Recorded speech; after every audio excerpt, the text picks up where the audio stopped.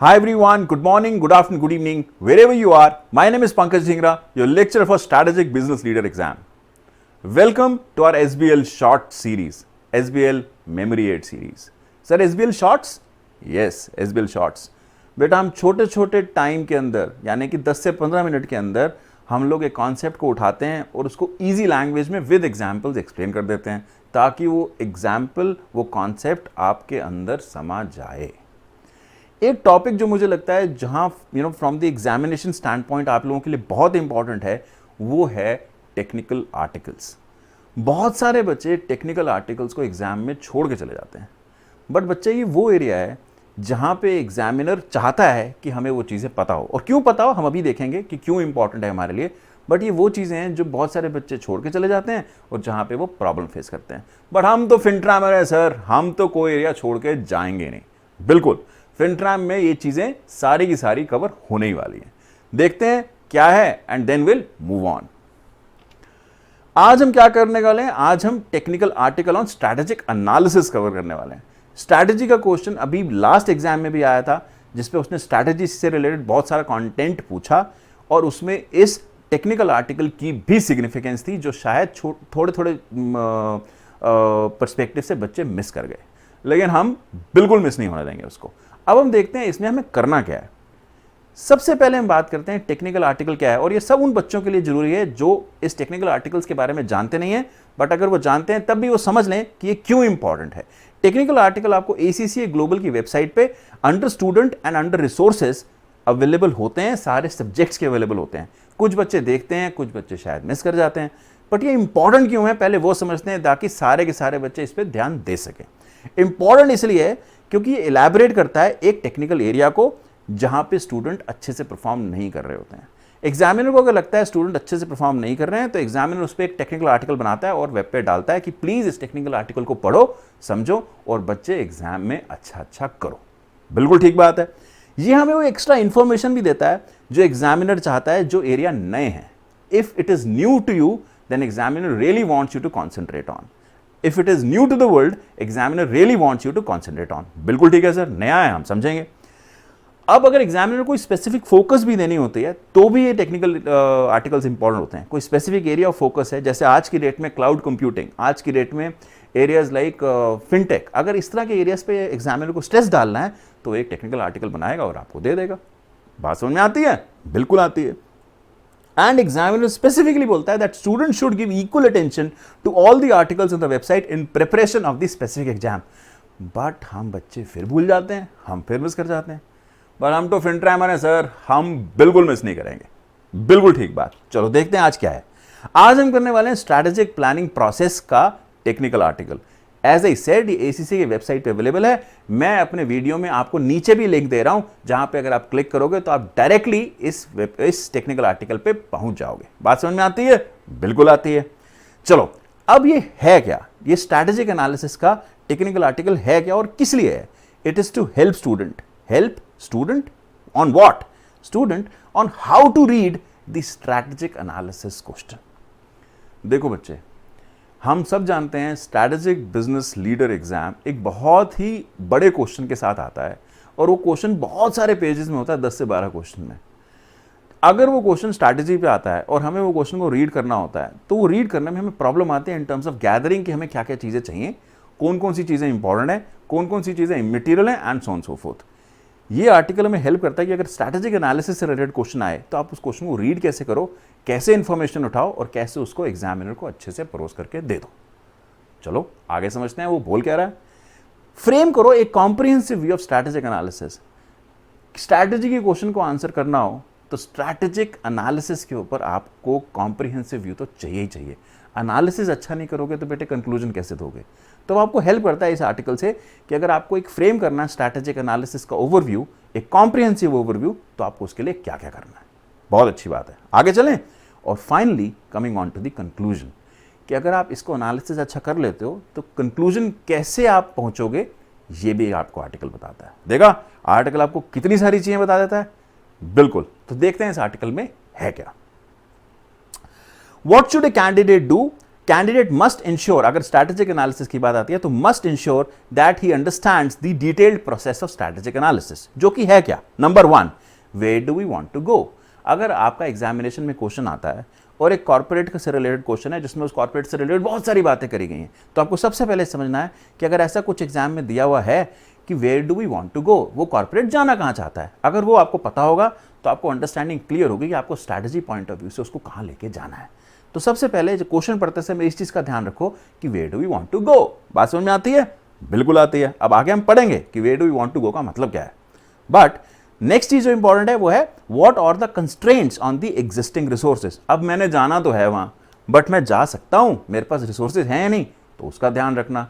Exam में पहले समझो वो जाना कहां जाता है, फिर सोचो उसके पास रिसोर्सेज हैं या नहीं, और अगर नहीं है तो वो प्रॉब्लम है, बताओ उसको। और तीसरा, एग्जामिन करो की थ्रेट्स क्या है फ्रॉम द एक्सटर्नल एनवायरनमेंट। और हमने ये बहुत डिटेल में अपने सेशन में पढ़ा है कि पेस्टल एनालिसिस क्या होता है, 5 फोर्सेज ऑफ पोर्टर क्या है, हमने सब कुछ पढ़ा हुआ है। बट एग्जामिनर स्पेसिफिकली बोलता है कि सबसे पहले आप समझो आपको जाना कहाँ है, फिर आप समझो कि कंस्ट्रेंट्स क्या हैं, और फिर आप समझो कि एक्सटर्नल एनवायरनमेंट के कंसर्न्स क्या हैं।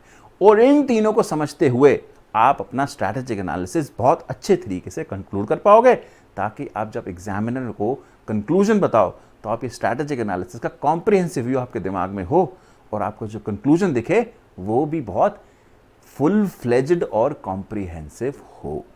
बात समझ में आती है? बिल्कुल आती है। आगे चलें, चलो way do we want to go पे थोड़ा सा आते हैं कि way do we want to go sir आपने कह तो दिया, इसका मतलब क्या है? इसका मतलब है बच्चे की इन्फ्लुएंसर्स क्या हैं, शेयर होल्डर्स दिए हैं एग्जाम में, क्वेश्चन में शेयर होल्डर्स का मतलब दिया हुआ है, शेयर होल्डर्स की कुछ एक्सपेक्टेशन दी हुई है, डायरेक्टर्स की कुछ एक्सपेक्टेशन दी हुई है। अगर ऐसा कुछ दिया हुआ है तो वो आपके where do we want to go के अंदर आएंगे। मान लेते हैं शेयर होल्डर का जो ऑब्जेक्टिव है वो ऑब्जेक्टिव है मेरे को वॉलंटरी पर्पस से सोसाइटी को हेल्प करना है, तो मेरे को पता लग गया कि मेरे को वॉलंटरी पर्पस से सोसाइटी को हेल्प करना ऑब्जेक्टिव है, तो मैं उस चीज़ का ध्यान रखूंगा। एग्जामिनर को जो कंक्लूजन दे के आऊँगा वो उसके अकॉर्डिंगली दे के आऊँगा। बात समझ में आती है? बिल्कुल आती है sir. Other stakeholder influences भी देखना इंपॉर्टेंट है कि गवर्नमेंट है उसमें क्वेश्चन में कुछ, कि कोई इंप्लॉयज़ हैं, इंप्लॉयज़ की ग्रीवेंसेज हैं, अगर ऐसा कुछ है तो मेरा वो भी एक ऑब्जेक्टिव है। इंप्लॉयज़ मेरे से क्या चाहते हैं, सरकार मेरे से क्या चाहती है, अगर मुझे वो भी पता होगा तो मैं अच्छे से बता पाऊंगा कि आपके ये भी ऑब्जेक्टिव होने चाहिए। और तीसरा, which is again something very important, is that ये सब चीज़ें कहीं ना कहीं कॉर्पोरेट विजन और मिशन स्टेटमेंट के अंदर होती हैं। अगर आप कॉर्पोरेट विजन और मिशन स्टेटमेंट आपको एग्जाम में दी गई है और आप उसको पढ़ते हो तो आपको ये पता लगना चाहिए कि मिशन स्टेटमेंट एग्जामिनर एग्जाम में ये है, इस क्वेश्चन की ये है, तो मुझे मिशन स्टेटमेंट को ध्यान रखते हुए एग्जामिनर को अपना आंसर देना है। बच्चा ये बहुत इंपॉर्टेंट है किसी स्ट्रैटेजिक एनालिसिस के लिए। अगर स्ट्रैटेजिक एनालिसिस क्वेश्चन आए तो आपको where do we want to go from the examination standpoint, from the corporate standpoint अगर आपके दिमाग में है तो आप उसका बहुत और बहुत अच्छा कंक्लूजन और सोल्यूशन दे पाओगे। बात समझ में आती है? बिल्कुल आती है सर। आगे चलें, चलो अब हम आगे व्हाट आर द कंस्ट्रेंट्स। देखो आपने ये देख लिया एग्जाम में क्वेश्चन के अंदर कि आपने जाना, आपकी एक्सपेक्टेशन क्या है, where do you want to go. अब समझते हैं बच्चे कि अगर आपने वहां जाना है तो आपके कंस्ट्रेंट्स क्या है। मैंने कंस्ट्रेंट्स को डिफाइन किया as per the article, technical article into 6 Ms, कि आप 6 एम देखोगे। वो एम क्या है? Money, machinery, manpower, market, material and makeup. Money से क्या मतलब है? आपके पास पैसा है या नहीं, अगर है तो उसकी कॉस्ट ऑफ कैपिटल क्या है, आपने डेट कितना लिया हुआ है, ये देखो। ये देखोगे तो कंक्लूजन में अच्छे से दे पाओगे कि हमारे पास इतना पैसा है ही नहीं, या इतना है, या इतना डेट ज़्यादा है, या इतना डेट कम है। अगर मैं ये चीज़ें पता होंगी तो मैं अच्छे से एग्जामिनर को बता पाऊंगा। दूसरी चीज़, मशीनरी पे आते हैं। मशीनरी मेरी अपडेटेड है या नहीं, मशीनरी अगर अपडेटेड है तो ऑब्सोलीट तो नहीं हो रही, और मेंटेन प्रॉपर्ली है या नहीं। बहुत सारे एग्जामिनेशन में क्वेश्चन आते हैं जहाँ मशीनरी ना पुरानी होती है, कच्चड़ होती है, अच्छे से काम नहीं कर रही होती है, तो आपको बताना पड़ता है कि देखो पुरानी मशीन है, नए से बदलो, ऐसा करो, नई टेक्नोलॉजी लेके आओ, and so on so fourth. अगर मुझे पता होगा ये ढूंढना है तो मैं ढूंढ कर निकाल दूंगा। इसलिए 6 एम्स तो बच्चे कभी नहीं बोलना है। सबसे पहला क्या? मनी, फिर क्या? मशीनरी। अब आ गए हम मैन पावर पे। अब मैन पावर में क्या देखेंगे? हम देखेंगे मैन पावर कॉस्टली तो नहीं है, एफिशिएंट है या नहीं, स्टाफिंग ठीक हो रही है नहीं हो रही है, टर्नओवर तो नहीं है, एब्सेंटिज्म तो नहीं है, और क्या सक्सेशन के बारे में तो नहीं सोचना है। अगर इन चीज़ों के बारे में ध्यान रखोगे, ये चीज़ें आपको याद रहेगा कि मैंने ढूंढनी है, तो एग्जामिनेशन के उस क्वेश्चन में फटाक से निकल के सामने आ जाएंगी और आप अच्छे से परोस करके दे पाओगे। बात समझ में आती है? बिल्कुल आती है सर। फिर हम आ गए मार्केट पे।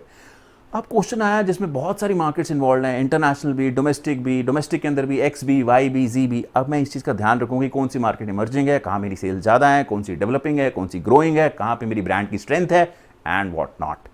अगर इन चीज़ों का ध्यान रखोगे, आपको पता रहेगा ये चीज़ें समेटनी है, तो इस समेट के आप प्रॉब्लम एरिया पे ढंग से आ पाओगे। और अच्छे से कंक्लूड कर पाओगे। बिल्कुल ठीक बात है। फिर हम आगे मटेरियल पे। मटेरियल क्या कि कॉस्ट क्या है मटेरियल की, सप्लायर कौन है, सब एक ही सप्लायर पे डिपेंडेंसी तो नहीं है, अवेलेबिलिटी तो ठीक है, एग्जॉस्ट तो नहीं हो रहा मटेरियल कि मेरे नेचुरल रिसोर्सेज इंपैक्ट तो नहीं हो रहे। अगर इन चीज़ों को मैं ध्यान रखूंगा तो मुझे ये वाला MBA क्लियर हो जाएगा। बात समझ में आती है सर। फिर हम आ गए मेकअप के ऊपर। मेकअप मीन्स कि क्या मेरे कोई लिमिटिंग फैक्टर हैं, क्या मेरी ग्रोथ के कोई लिमिटिंग फैक्टर हैं, कोई प्रॉब्लम है, क्या मेरा कल्चर जो है वो सपोर्ट करता है इस चीज़ को या नहीं। ये 6 M's अगर मैं ध्यान रखूंगा तो मुझे ये पता चल जाएंगे कि where do we want to go, कि कंस्ट्रेंट्स क्या हैं। और अगर कंस्ट्रेंट्स मुझे ठीक से पता चल जाएंगे तो मेरा स्ट्रैटेजिक एनालिसिस सॉलिड हो जाएगा, और सॉलिड हो जाएगा तो मैं इसका सॉलिड तरीके से कंक्लूजन दूंगा और एग्जामिनर बहुत हैप्पी हो जाएगा और मुझे बहुत सारे मार्क्स दे देगा। और मुझे तो बच्चे वही चाहिए। हम तो फिनट्रैमर है सर, हम तो मार्क्स लेके ही उठाएंगे। बात समझ में आती है? बिल्कुल आती है सर। अब चलते हैं आगे।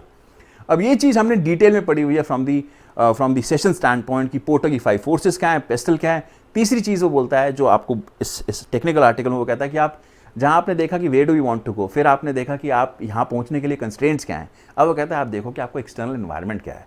आप पोर्टर की 5 फोर्सेस देखो, आप देखो कि न्यू एंट्रेंट्स के लिए कोई बैरियर तो नहीं है, कोई थ्रेट तो नहीं है। बारगेनिंग पावर कैसी है बायर्स की, बारगेनिंग पावर कैसी है सप्लायर्स की, थ्रेट क्या है सब्सटीट्यूट प्रोडक्ट्स का, और एक्सटेंट ऑफ कॉम्पिटिटिव राइवलरी क्या है, कॉम्पिटिशन कितना है मार्केट में। अगर ये चीज़ देख लोगे तो आपकी स्ट्रैटेजी को कैसा होना चाहिए वो ढंग से इंप्लीमेंट हो पाएगी। मान लो बहुत सारे कॉम्पिटिटर्स हैं तो आपको ये पता होगा कि इतने सारे कॉम्पिटिटर्स हैं, मुझे अपना जो प्रोडक्ट निकालना है वो डिफरेंशिएटेड होना चाहिए, उसमें कुछ ऐसा एक्स्ट्रा होना चाहिए। तो आप उसे वैसा ही रिकमेंड कर पाओगे, वैसा ही रिकमेंड करके आओगे एग्जामिनर को, और एग्जामिनर बहुत हैप्पी हो जाएगा। बात समझ में आती है? बिल्कुल आती है सर। अब हम आ गए पेस्टल पे। पेस्टल हम पहले से क्लियर कर चुके हैं। पेस्टल बहुत आसान है, हम लोग बचपने से देखते आ रहे हैं, which is nothing but the political, economic, social, technological and environmental and legal environment that you have around you.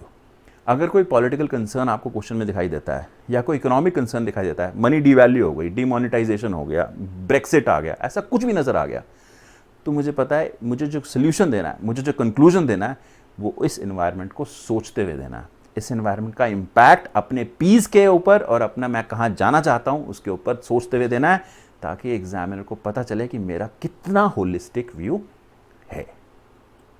बात समझ में आती है? बिल्कुल आती है सर।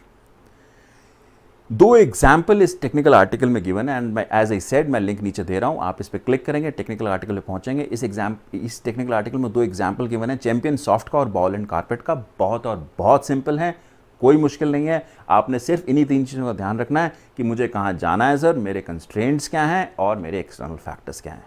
अगर मैं ये स्ट्रैटेजिक एनालिसिस में तीनों चीज़ें ढंग से कर लूँगा तो ये बाउलैंड हो या चैंपियन हो या नॉन चैंपियन हो, मुझे सर कुछ भी एग्जाम में आए, हम तो फिनट्रैमर है सर, हम तो बैंड बजा ही देंगे।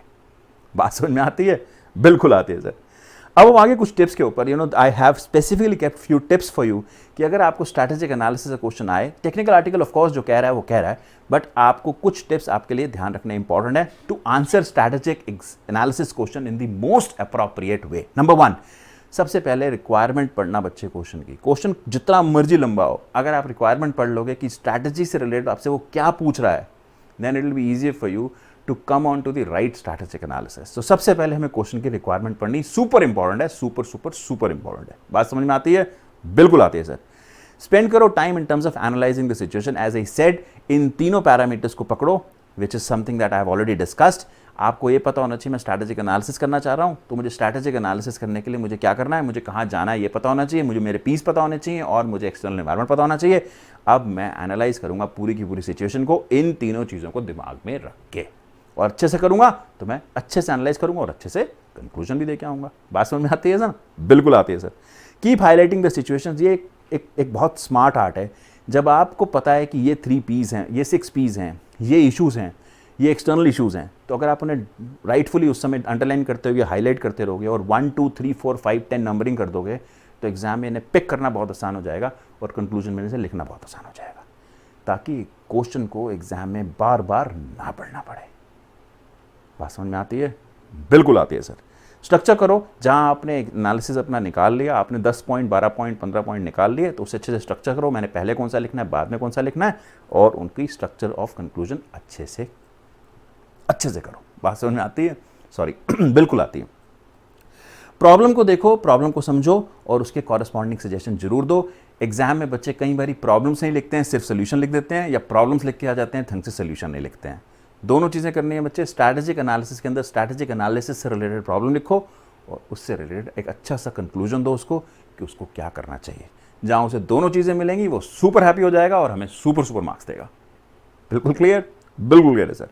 And last but not the least, be very very very professional. It is very important because examiner really likes it. हम प्रोफेशनल लैंग्वेज या प्रोफेशनल कंटेंट से रिलेटेड बात एक सेपरेट सेशन में भी करेंगे, उसे भी आप जरूर जरूर जरूर अटेंड करना। With that, I think that was it. I really wanted to cover technical article on. अगर आपको और सारे टेक्निकल आर्टिकल सुनने हैं और बहुत सारी मेरी और वीडियोस देखनी है तो please please please subscribe to our channel. Details बिल्कुल नीचे गिवन है, आप सब्सक्राइब करो। ये सारे वीडियोस फ्री ऑफ कॉस्ट हैं, कहीं पे भी कहीं भी कैसे भी आप इन वीडियोस को देख सकते हो। Learn anywhere any time. Thank you very much.